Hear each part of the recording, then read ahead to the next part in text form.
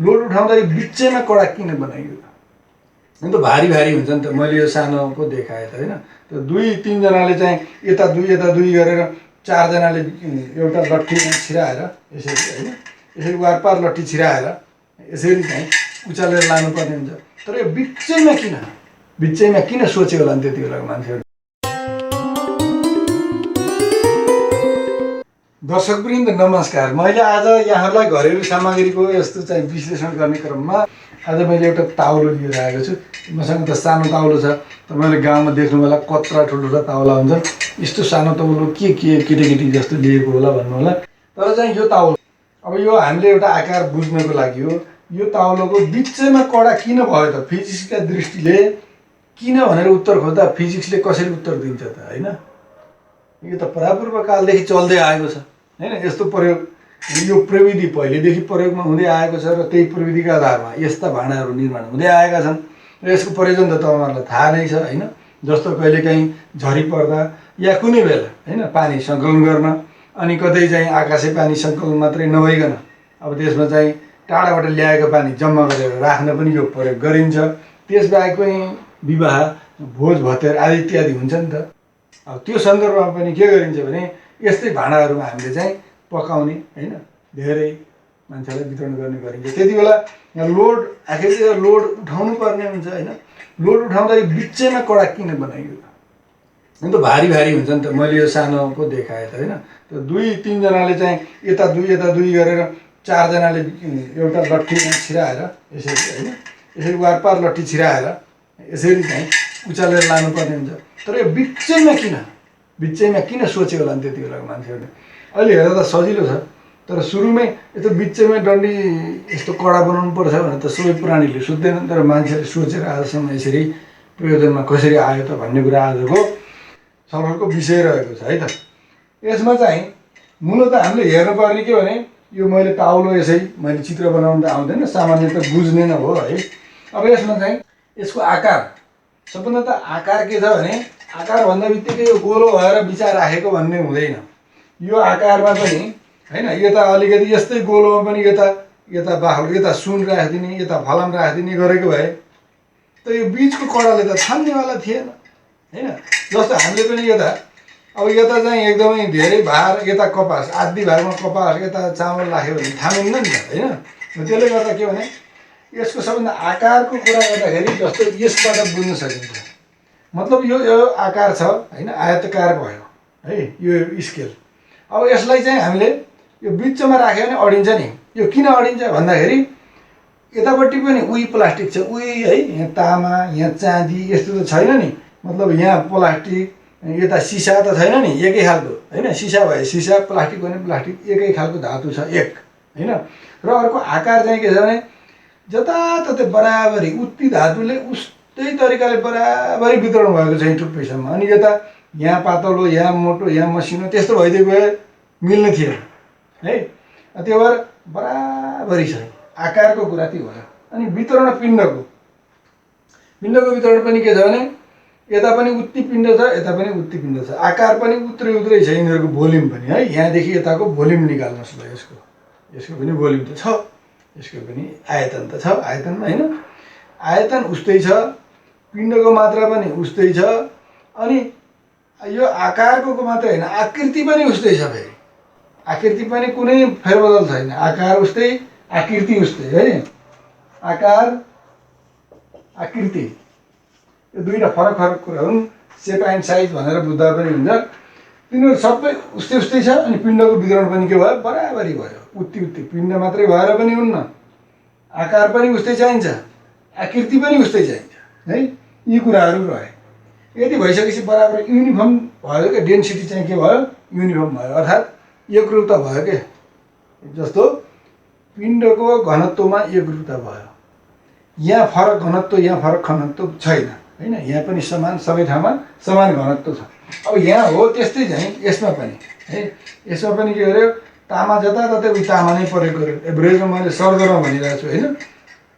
अनि त्यसपछि यता कतै रसन प्रयोग गरेको भए यता पनि उस्तै रसन प्रयोग हुने भयो होइन। अनि त्यसपछि के भयो बाक्लो पातलोपन पनि उस्तै भयो कि हो। त्यसले गर्दा आकार उस्तै। अनि दुईमा चाहिँ हाम्रो वितरण पिण्डको वितरण उस्तै हुनाले युनिफर्म डेन्सिटीको कुरा आयो।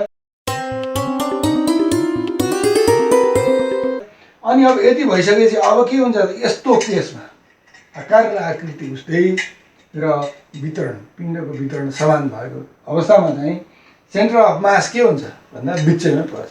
अब सेन्टर अफ मास बिचमा परिसकेपछि यसलाई उत्तोलकका दृष्टिकोणबाट विश्लेषण गर्न सकिन्छ। उत्तोलकमा त होइन लोड र इफोर्ट हुन्छ भन्ने कुरा आउला, त्यो त्यस्तो होइन। लोड र इफोर्ट लागेको बेला लोड र इफोर्ट हुन्छ, तर हामीले चाहिँ यहाँ पनि लोड र इफोर्ट भनेर मान्न पनि सकिन्छ। जस्तो यसमा है अलिक झुक्ने त्यहाँ झुक्किएला, यसमा त टक्क देखिन्छ होइन। जस्तो यहाँ मैले सेन्टरै गरेँ होइन, सेन्टर गरेँ 15 मानौँ 30 सेन्टिमिटर सेन्टरमा यो झुन्डियो। झुन्डेपछि यहाँ पनि त अहिले आफै यता इफोर्ट लागेको भए यता लोड भनेर बुझ्दा नि भयो, उताकालाई इफोर्ट मान्दा यता लोड नि भयो। यदि लोड र इफोर्टै हामीले भित्र बसाएका छौँ, अर्को शब्द छैन, त्यही आधारमा बुझ्छौँ भने भाषिक आधार मात्रै हो। नत्र यो दुईतिर इफोर्ट लागेको छ भनेर बुझे पनि त्यो लिभर नै हो, फर्स्ट क्लास लिभर नै हुन्छ, किनकि बिचमा फलक्रम छ। दुईतिरै लोड लागेको छ भने नि हुन्छ। Load distance, load 1 distance and load 2 distance बराबरी छन् भन्दा पनि हुन्छ होइन। लोड डिस्टेन्स र इफोर्ट डिस्टेन्स बराबर छ भन्दा पनि हुन्छ है। हो त्यसले गर्दा हामीले उत्तोलकलाई बुझ्दाखेरि खालि लोड डिस्टेन्स र इफोर्ट डिस्टेन्सबाट मात्रै बुझ्ने होइन है।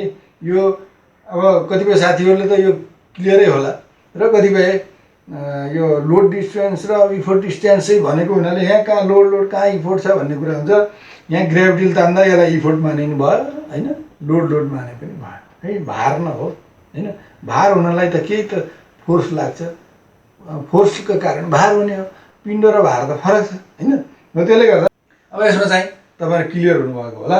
अब यो फर्स्ट क्लास लिभर भयो चाहिँ होइन, फर्स्ट क्लास लिभरलाई यदि चाहिँ जताततै बराबरी लोडको मात्रा र तिनीहरूको डिस्टेन्स बराबरी बिचमा चाहिँ के हुन्छ, यस्तो आकार आकृति छेमामा बिचमा अडिन्छ भने चाहिँ यो ताउलो पनि है त्यही आधारमा हामीले विश्लेषण गर्न सकिन्छ। यसको चाहिँ बिचमा के छ, फलक्रम छ र छेउछाउमा के छन्, लोड डिस्टेन्स छन् है, इफोर्ट डिस्टेन्स छन्। केही फरक पर्दैन जसरी बिताइन्छ। त्यो अर्थमा चाहिँ किन हुने रहेछ त होइन, किन बिचमा राखिन्छ भन्दा लोड डिस्टेन्स र इफोर्ट डिस्टेन्सलाई ठ्याक्क चाहिँ बराबरी हुने गरी उस्तै छ नि त होइन। युनिफर्म डेन्सिटी युक्त कुनै अब्जेक्ट जसको चाहिँ सेप सेम छ, साइज पनि सेम छ, आकार र आकृति उस्तै छ, पिण्डको वितरण पनि उस्तै छ, त्यस्तो शब्दमा त्यस्तो पिण्डमा चाहिँ के हुन्छ, सेन्टर अफ मास चाहिँ बिचैमा पर्छ, सबै केसमा होइन। र त्यस्तोमा चाहिँ के हुन्छ, फर्स्ट क्लास लिभर पनि हुने भयो है त। त्यो भएर यसरी चाहिँ यो लोड डिस्टेन्स र इफोर्ट डिस्टेन्स बराबरी हुने गरी फलक्रमबाट त्यसरी चाहिँ यो वस्तु या कुनै पनि विषयलाई निर्माण गरेमा, कुनै पनि उपकरणलाई निर्माण गरेमा त्यो के हुन्छ, सन्तुलनमा रहन्छ। त्यसैले बिचमा राखेको हो भन्न सकिन्छ है। त्यसैले कडाहरू बिचमा रहन्छ। निष्कर्षमा जाउँ, कुनै पनि ताउलोको कडाहरू बिचमा किन हुन्छन् भन्दाखेरि सुरुमै सबै कारण जोडेर आउनुपर्छ। यत्तिकै के हुन्छ फेरि लोड इन्टु लोड डिस्टेन्स र इफोर्ट इन्टु इफोर्ट डिस्टेन्स चाहिँ बराबर हुने गरी राखेको मात्रै हो भनेर पनि अब यसमा चाहिँ समस्या हुन सक्छ होइन। तर चाहिँ ठिकै छ, लोड इन्टु लोड डिस्टेन्स एकतिर राखेर इफोर्ट इन्टु इफोर्ट डिस्टेन्स एकतिर राख्ने भन्दा बित्तिकै त के चाहियो हामीलाई, अब त्यो ठ्याक्कै लोड छुट्टै यत्रो डल्लो राख्ने भए पो लोडको डिस्टेन्स छुट्याउने हो त, यहाँ त मिल्दैन। त्यही भएर हामीले के गर्नु पऱ्यो, आकार र आकृति पनि समान छ भने त लोड इन्टु लोड डिस्टेन्स भन्न मिल्यो, किनकि एभरेज लोड आउँछ नि त होइन, एभरेज डिस्टेन्स आउने हो।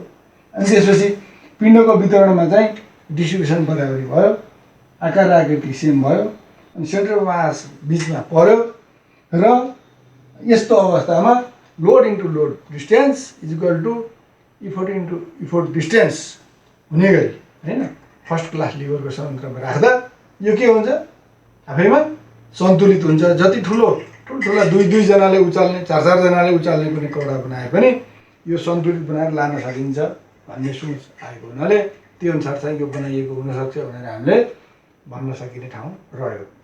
त दर्शकबिन, हामीले चाहिँ यस्तै घरेलु सामग्री र घरेलु उपकरणका आधारमा भौतिक शास्त्रका विविध पक्षको सरल व्याख्या गर्ने भिडियो निरन्तर रूपमा लिएर आइरहनेछौँ।